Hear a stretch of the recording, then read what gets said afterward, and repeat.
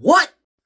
I don't even know where to begin. We've seen better episodes of the overall show, but that is the best episode of Born Again we have seen.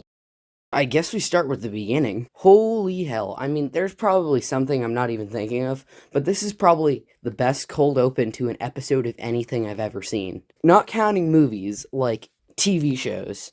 Basically, this is Bullseye's episode. Daredevil was barely in the episode. Bro, I find it so funny the way he flipped the coin into the homeless guy's cup. Like, how does bro not know that that's, like, the serial killer whose picture is everywhere, who has aim assist on?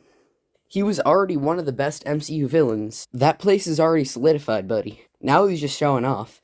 Bro called the anti-vigilante task force on himself. Said it was Frank so they would have more guns and more guys just to, like, kill people. Like, dude, that's so awesome and such a Bullseye thing to do. I saw, like, the mid-season trailer they released, which I feel like revealed way too much. But hopefully I'm wrong. And it showed some more of this scene, and it looked like the task force was coming for him. He called them himself. Forget about John Wick killing 3 men in a bar with a pencil. Bro killed 10 people with a toothpick, a coin, forks. He used a meat thermometer as a weapon, and finally a lobster claw. How do you kill someone with a lobster?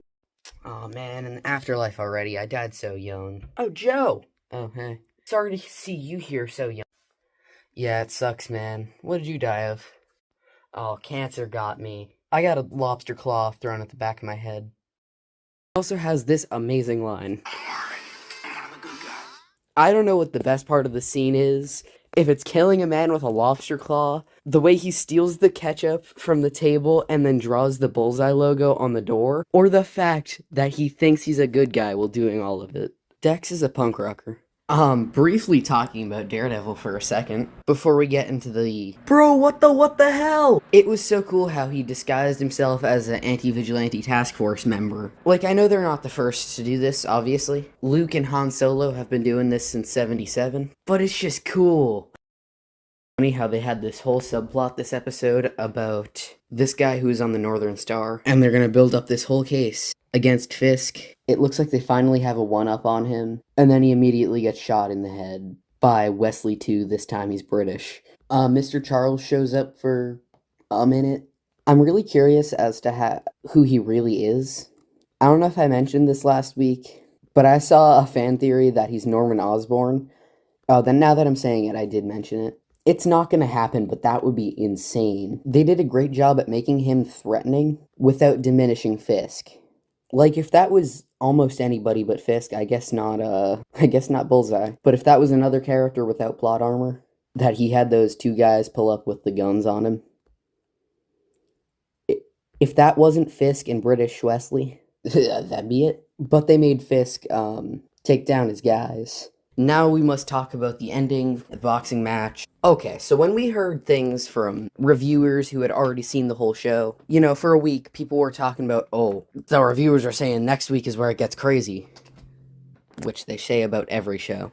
Well, they meant it. I was expecting Fisk to just kill the guy in the ring, like, in front of a crowd on live TV and, like, completely get away with it. And that was the insane thing. Similar to the episode of that, of Falcon and the Winter Soldier. That was, like, the ending of the episode where John Walker, the new Captain America, just kills a man in broad daylight. Oh, no. Oh, no. No.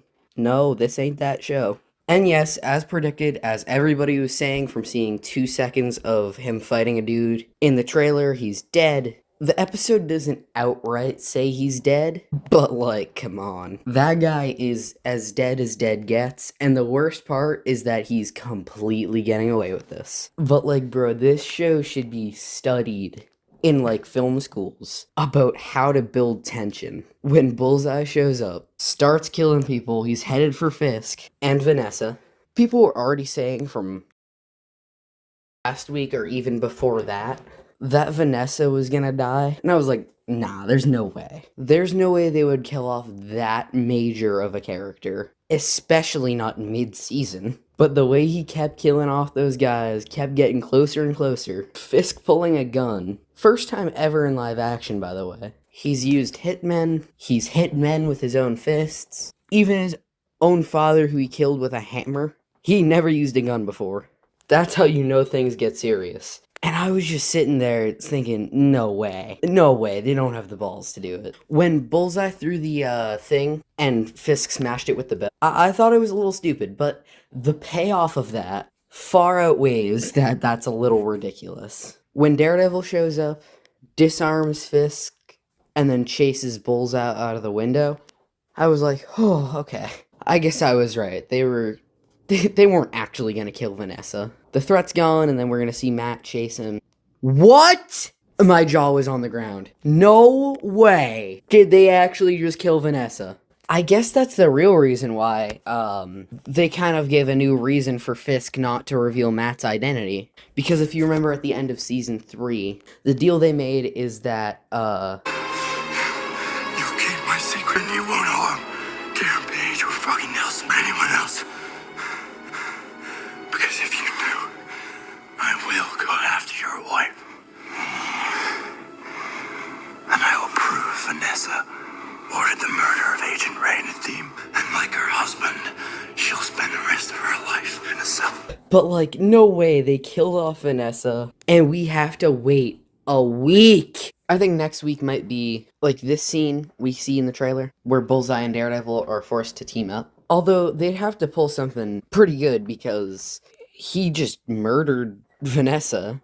Maybe Matt doesn't know about it yet, but then again, he might have heard her stop breathing and her heart stopped beating. I don't know, maybe the excuse they'll think of for that is he's so focused on Bullseye and like the glass shattering is loud, I guess. So it could be the episode where they team up. Then he finds out that he killed Vanessa and then Bullseye will betray him.